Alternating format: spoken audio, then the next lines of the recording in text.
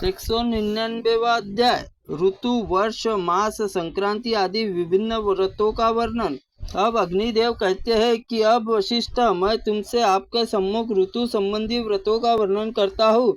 जो भोग, मोक्ष और सुलभ करने वाला, जो वर्षा, शरद, हेमंत और शिशिर ऋतु में ईंधन का दान करता है, वह वृत्तांत धेनु का दान करता है। अग्नि व्रत का पालन करने वाला मनुष्य दूसरे जन्म में ब्राह्मण होता है।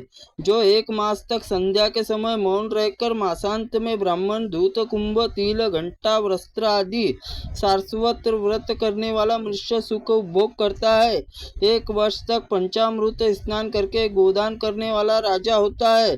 चैत्र की एकादशी में नत भुक्त व्रत करके चैत्र के समाप्त होने पर विष्णु भक्त ब्राह्मण स्वर्णमयी विष्णु प्रतिमा दान करे।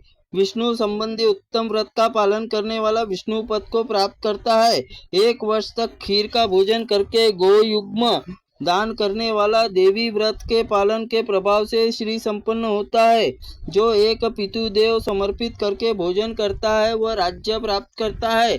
यह संबंधी व्रत कहे गए हैं। मैं संक्रांति संबंधी व्रतों का वर्णन करता हूँ। मनुष्य संक्रांति में रात भर जागकर स्वर्ण लोक प्राप्त होता है। जब संक्रांति अमावस्या तिथि हो तो शिव का और सूर्य का पूजन करके स्वर्ग प्राप्ति होती है। उत्तरायण संबंधी मकर संक्रांति प्रातः काल स्नान करके भगवान केशव के अर्चना करनी चाहिए। उद्यापान और 32 फल के स्वर्ण दान देकर संपूर्ण पापों से मुक्त हो जाता है। विपुव आदि योगों में भगवान श्री हरि का दूध मिश्रित दूध आदि स्नान करा के मनुष्य सब कुछ प्राप्त कर लेता है। स्त्रियों के लिए उमा व्रत लक्ष्मी प्रदान करने वाला है। उन्हें तृतीया अष्टमी तिथि को गौरी शंकर की पूजा करनी चाहिए। इस प्रकार शिव पार्वती अर्चना करके नारी अखंड सौभाग्य प्राप्त कर लेती है और उसे कभी पति का वियोग नहीं होता। मूल व्रत, उमेश व्रत करने वाली, सूर्य भक्ति रखने वाली स्त्री दूसरे जन्म में अवश्य पुरुष तत्व प्राप्ति करती है।